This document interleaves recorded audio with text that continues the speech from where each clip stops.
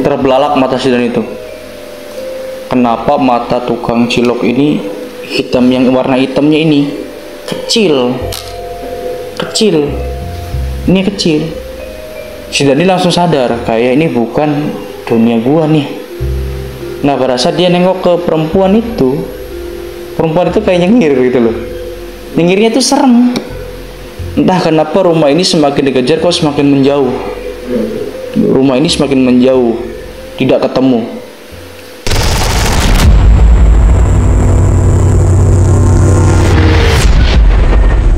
Halo, assalamualaikum warahmatullahi wabarakatuh.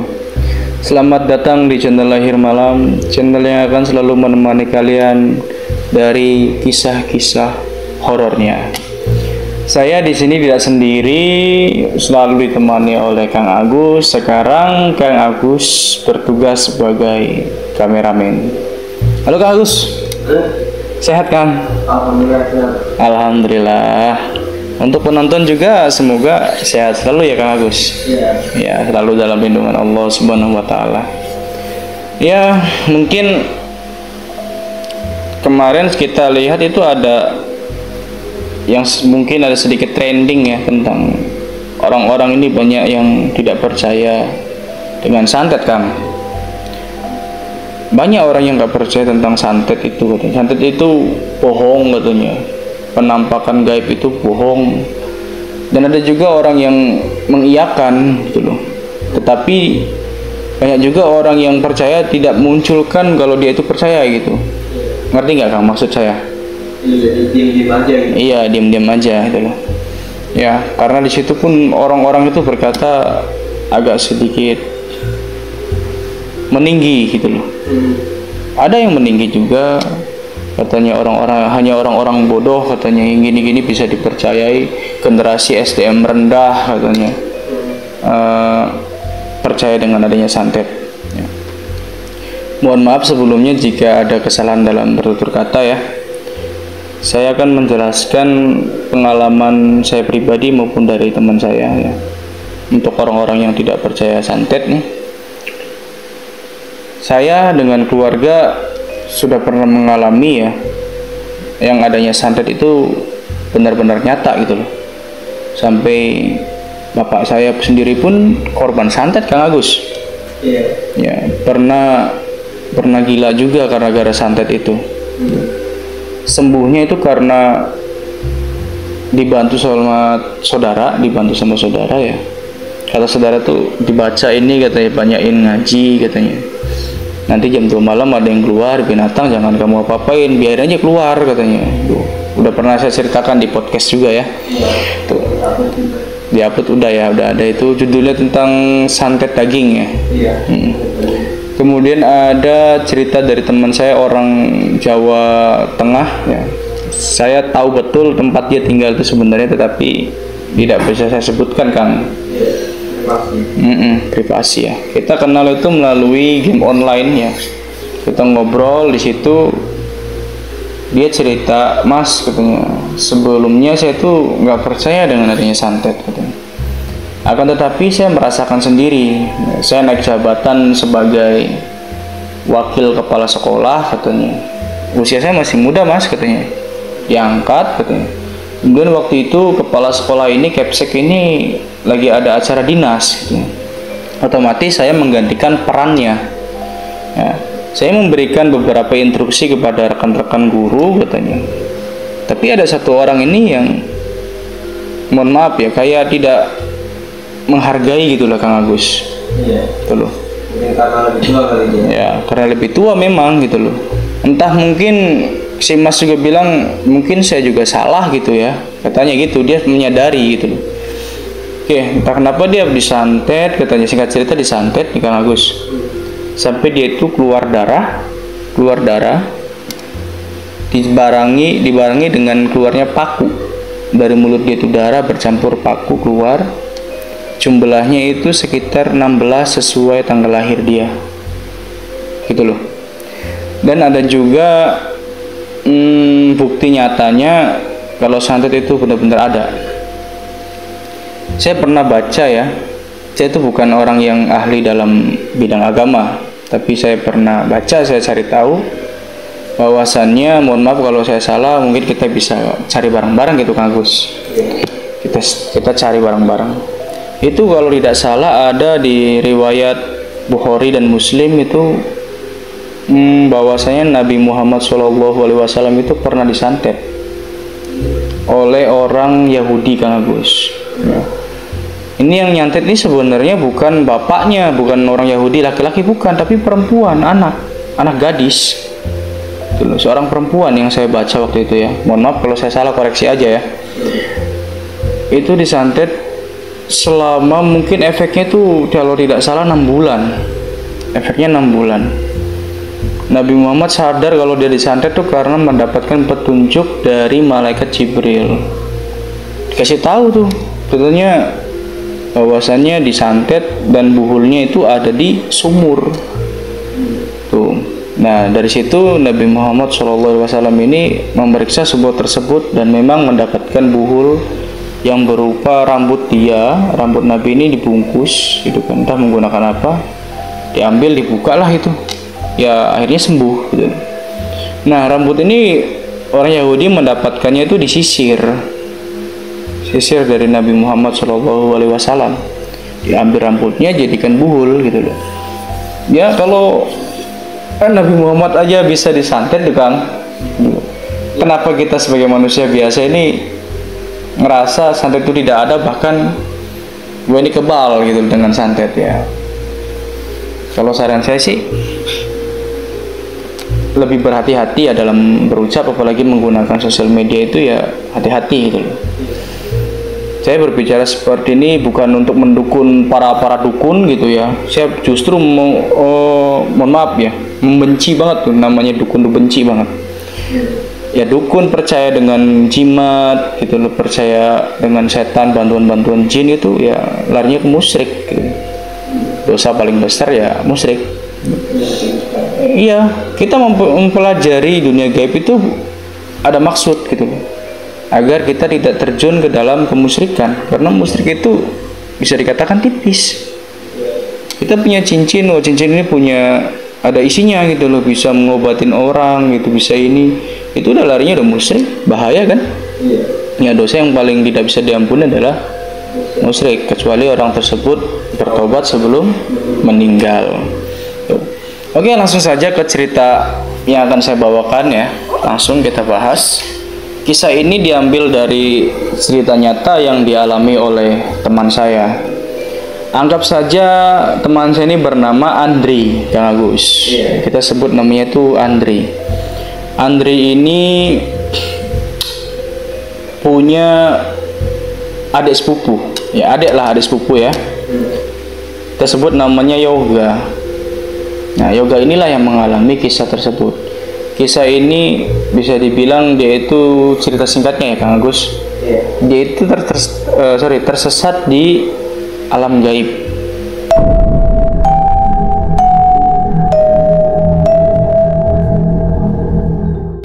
Pada saat pulang kerja itu di bulan suci Ramadan. Ya. Pada tahun 2023 si Yoga ini lulus dari sekolah menengah kejuruan atau SMK. Yoga ini setelah lulus, alhamdulillahnya dia mendapatkan pekerjaan langsung itu. Tidak lama menganggur, dia langsung kerja. Ya. Masuk kerja sekitar jam 7 pagi dan pulang jam 4. Yoga ini siap-siap pulang, kita singkat saja langsung dia pulang jam 4. Tetapi di situ teman Yoga itu tidak membawa sepeda motor. Nah, temannya ini bernama kita sebut aja Dani. Kata si Dani, Yoga dari pulangnya bisa nggak? Gue minta tolong anterin gue pulang katanya, karena gue tidak bawa motor. Yoga, yaudah yuk katanya, gue anterin.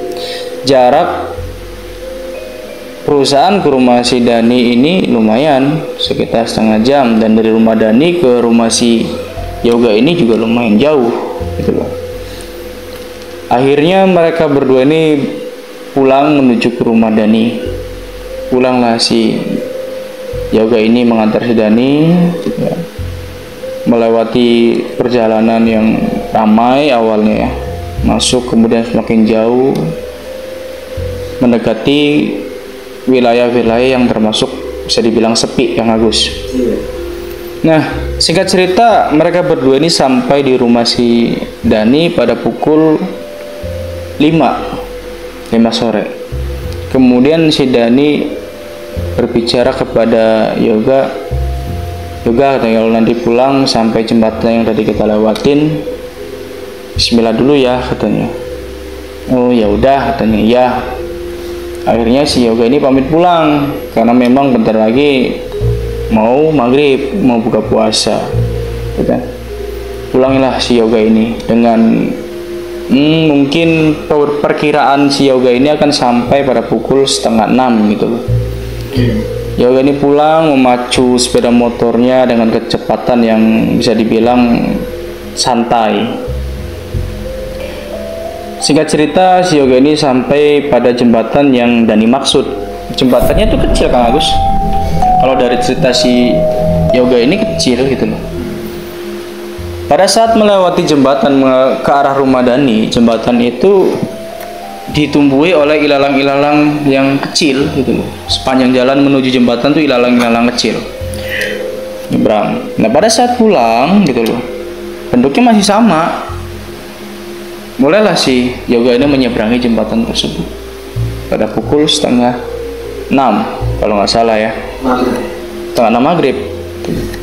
Melewati aman, Kang Gus, melewati tidak ada namanya rusak atau ambruknya jembatan, itu aman-aman aja lewat. Akan tetapi setelah berhasil menuju ke seberang, si Yoga ini merasa janggal gitu. Kenapa ilalang-ilalang ini kok tinggi-tinggi gitu. Mungkin bisa dibilang menutupi tubuh si Yoga tersebut, tingginya melebihi gitu, tinggi banget. Tetapi Yoga di situ berusaha untuk berpikir positif. Dia terus jalan.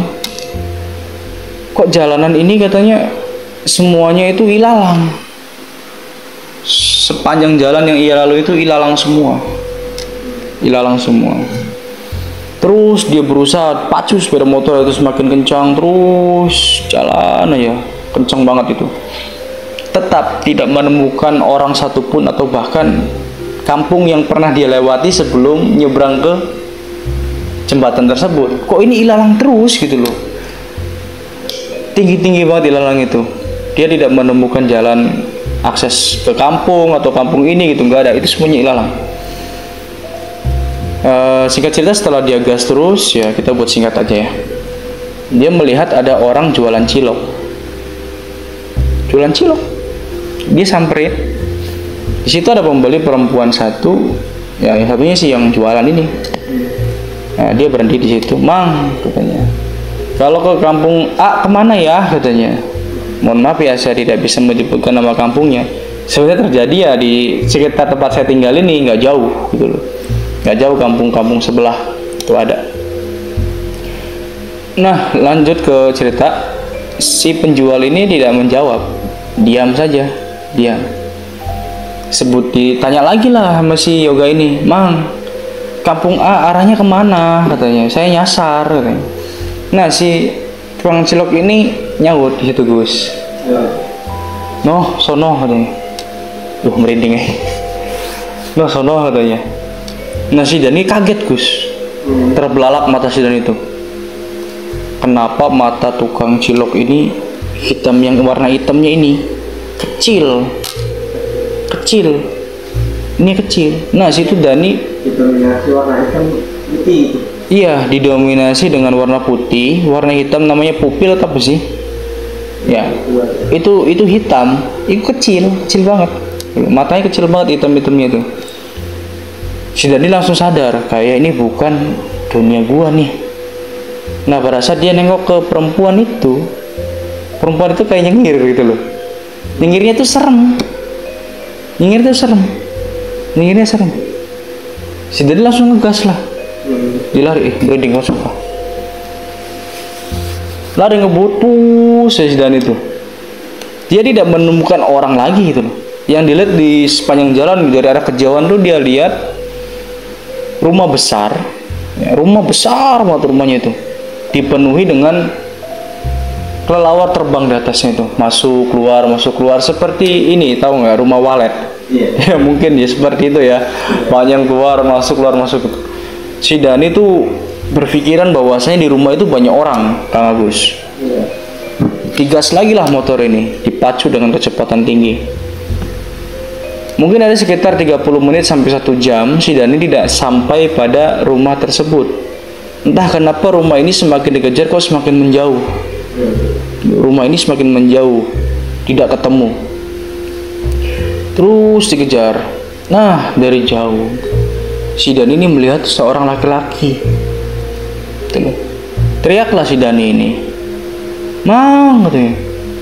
"Mang, saya nyasar," katanya. "Woi," gitu, sini gitu. Itu dijawab, Bang. Dijawab. Orangnya itu. Iya, dijawab dari jauh. Oh, si Dani merasa lega nih. Oh, berarti itu bener orang katanya. Kejarlah orang itu sampai pada orang tersebut. Sini, ayo masuk gitu. Dibawalah dia menuju, ternyata dibawa ke pesantren. Itu loh, dibawa ke pesantren. Dipanggil lah, misalnya kita sebutnya namanya Dina ya. Neng Dina katanya. Ini sebenarnya pakai bahasa Sunda tapi kita artikan menjadi bahasa Indonesia aja. Neng Dina katanya. "Oh iya Mang, ada apa?" "Panggil si Aki," katanya. Sebenarnya ya kiai ya, kita rubah menjadi Aki lah. Ya ustadznya itu situ ya. "Panggil si Aki," ada yang nyasar. "Oh iya, tunggu sebentar," katanya. Panggil, nggak lama si Aki ini keluar. Aki ini langsung melotot situ. Langsung melotot, langsung marah dan sambil berkata seperti ini, "Kang, makanya," katanya, "kalau udah mau maghrib tuh jangan keluar," katanya. "Jangan kesini-sini." Nah di situ si Yoga ngomong, "Ki," katanya, "saya ini pulang kerja," katanya, "balik gawe, pulang kerja." Nah si Aki bilang, "Yaudah sini, ini diminum airnya." Habis dibaca apa entah nggak tahu sama si Aki tersebut, akhirnya diminum lah sama si Yoga. "Kamu bisa sampai sini kenapa?"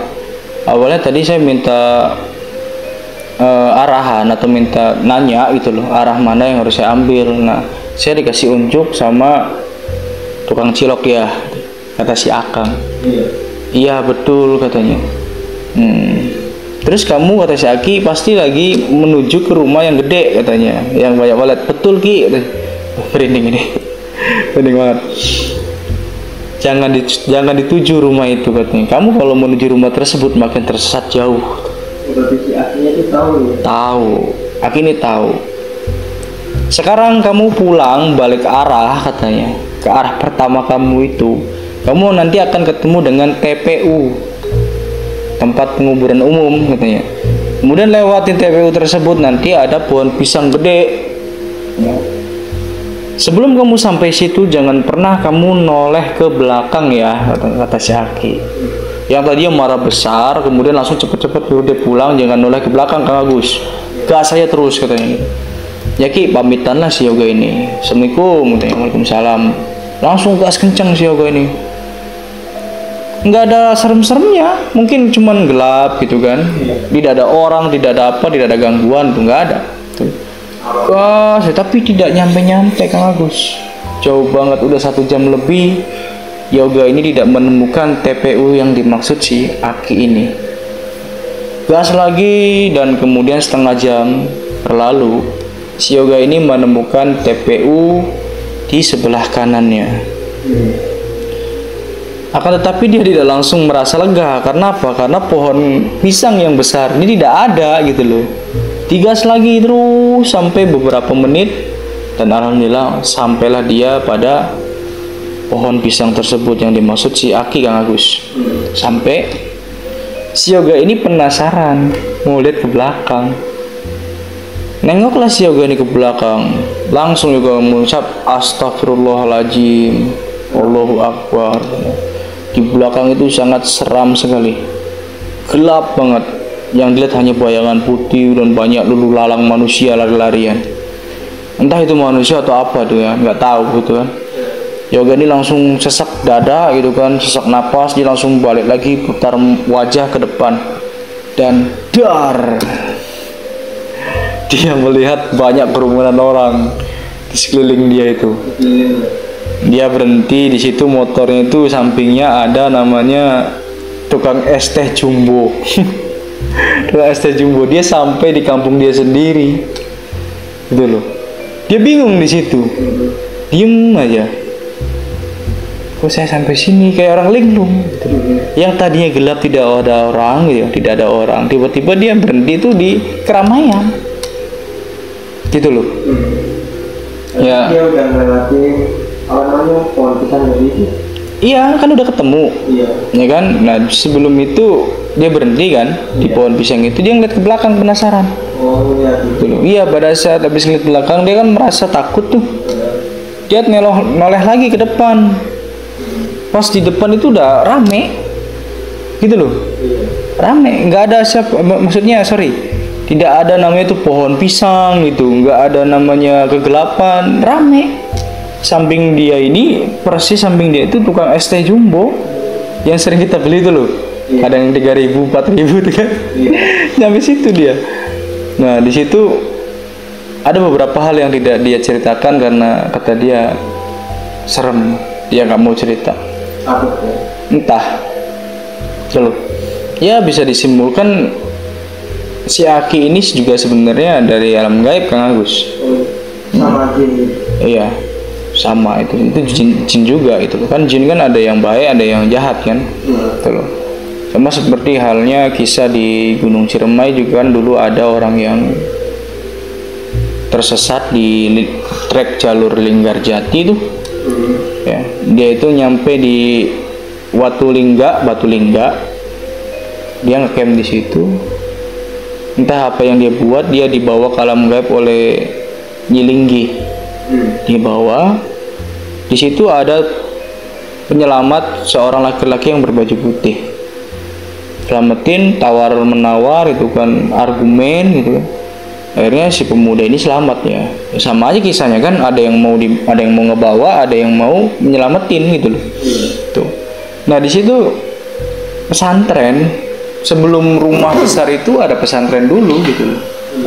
Jadi si Yoga ini berhenti di pesantren dulu. Berhenti. Coba kalau dia lurus ngejar ya makin jauh dia dari tempat yang dia tinggalkan tersebut. Gitu loh. Ya kisahnya segitu aja Kang Agus. Oh ya, sebelumnya ya saya minta maaf juga kalau ada penyampaian yang kurang baik gitu kan. Yang namanya ini dunia, nanti sosial media banyak ditonton orang nih Kang Agus. Nanti ini akun pembodohan, akun ini ya mohon maaf, saya cuman berusaha bangkit dari, jadi gini aja singkatnya, kita anak muda pengen punya karya gitu loh. Ya kan, kita pengen menghibur gitu. Mohon maaf kalau ada kekurangan dari kami. Salam toleransi, jangan dibully. Oke, terima kasih. Assalamualaikum warahmatullahi wabarakatuh. Akhir malam akan menjelang pagi.